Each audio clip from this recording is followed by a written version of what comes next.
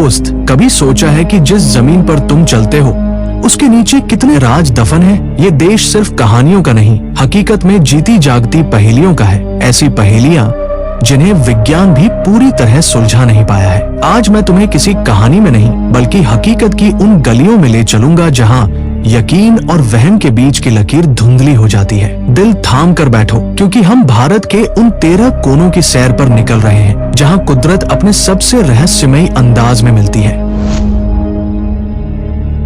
सोचो जरा, तुम एक नदी के किनारे खड़े हो, पानी की कलकल करती आवाज आ रही है और जैसे ही तुम्हारी नजर पानी के अंदर जाती है तुम्हारे रोंगटे खड़े हो जाते हैं। पानी के नीचे नदी के तल पर 1-2 नहीं, 100-200 नहीं बल्कि हजारों की तादाद में शिवलिंग उकेरे हुए हैं। ये कोई सपना नहीं, ये हकीकत है कर्नाटक की श्यामला नदी की। इस जगह को सहस्रलिंग कहते हैं, यानी हजारों लिंगों वाली जगह। हैरानी की बात यह है कि नदी का बहाव सदियों से इन पत्थरों से टकरा रहा है। मानसून में पानी का वेग सब कुछ बहा ले जाने को तैयार रहता है, लेकिन ये शिवलिंग आज भी वैसे के वैसे ही हैं, साफ साफ दिखाई देते हैं जैसे इन्हें कल ही तराशा गया हो। लोग कहते हैं कि ये 19वीं सदी के किसी राजा ने बनवाए थे, जो एक महान शिव भक्त था। वो चाहता था कि नदी का पानी भी पवित्र होकर बहे, हर कंकड़ शंकर बन जाए। पर सोचो, उस जमाने में बिना किसी मॉडर्न मशीन के नदी के बीचों बीच पानी के बहाव को चीरकर हजारों शिवलिंगों को तराशना क्या कोई मामूली काम था?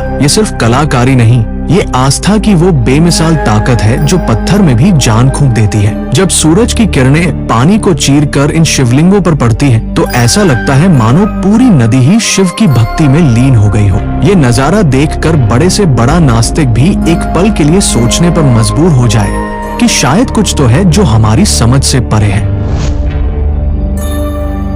अब तुम्हें एक ऐसी जगह ले चलता हूँ जहाँ आसमान भी मौत का पैगाम लेकर आता है। असम की हसीन वादियों में बसा एक छोटा सा गांव है जतिंगा। दिखने में ये किसी भी आम गांव जैसा है, लेकिन मानसून की कुछ खास रातों में यहाँ जो होता है वो किसी के भी होश उड़ाने के लिए काफी है। सितंबर और अक्टूबर के महीने में जब घना कोहरा होता है और हल्की बारिश हो रही होती है, शाम के 7 से 10 बजे के बीच यहाँ एक अजीब घटना घटती है। दूर दूर से उड़ते हुए पक्षी झुंड के झुंड इस गांव की तरफ खींचे चले आते हैं। वो रोशनी की तरफ आते हैं, लेकिन फिर अजीब तरह से बेचैन होकर लड़खड़ाते हुए सीधे जमीन पर आकर गिर जाते हैं और मर जाते हैं। इसे पक्षियों की सामूहिक आत्महत्या कहा जाता है। सालों तक ये एक अनसुलझी पहेली थी। गांव वाले इसे बुरी आत्माओं का साया मानते थे। वैज्ञानिकों ने जब इस पर रिसर्च की तो कुछ थ्योरी सामने आई। कुछ कहते हैं कि इस मौसम में यहाँ की हवा में एक अजीब सा चुंबकीय खिंचाव पैदा हो जाता है जो पक्षियों के दिमागी संतुलन को बिगाड़ देता है। कुछ का मानना है कि घना कोहरा और तेज हवाएं उन्हें दिशाहीन कर देती है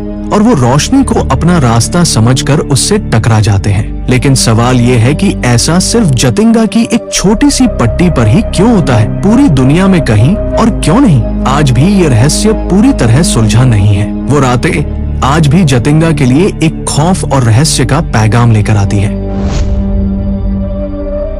कैसा हो अगर मैं कहूँ कि भारत में एक ऐसी झील है जिस पर द्वीप तैरते हैं, और सिर्फ द्वीप ही नहीं, उन द्वीपों पर लोग रहते हैं, घर बनाते हैं, और यहाँ तक कि दुनिया का इकलौता तैरता हुआ नेशनल पार्क भी यही है। ये कोई कल्पना नहीं, ये मणिपुर की लोकटक झील की हकीकत है। इस झील की सतह पर घास, मिट्टी और पेड़ पौधों से बने बड़े बड़े टुकड़े तैरते रहते हैं, जिन्हें स्थानीय भाषा में फुंदी कहा जाता है। ये फुंदी किसी छोटे मोटे द्वीप जैसे लगते हैं, कुछ तो इतने बड़े हैं कि उन पर स्कूल और घर बने हुए हैं। सोच कर देखो, आपका घर जमीन पर नहीं बल्कि पानी पर तैर रहा है। ये फुंदी स्थिर नहीं रहते, हवा और पानी के बहाव के साथ अपनी जगह बदलते रहते हैं। इसी झील पर दुनिया का इकलौता तैरता हुआ national park Keibul Lamjao national park भी है, जो बेचारे संगाई हिरण का आखिरी घर है। ये झील सिर्फ एक अजूबा नहीं है, ये यहाँ के लोगों की जिंदगी है। उनकी रोजी रोटी, उनका कल्चर, सब कुछ इसी झील से जुड़ा है। लेकिन आज ये अनोखी झील खतरे में है। प्रदूषण और इंसानी दखलंदाजी इन तैरते हुए द्वीपों के अस्तित्व को मिटा रही है। ये कुदरत का एक ऐसा करिश्मा है जिसे अगर हमने नहीं सहेजा तो शायद आने वाली पीढ़ियां इस पर यकीन भी नहीं करेंगी कि कभी जमीन के टुकड़े भी पानी पर तैरा करते थे।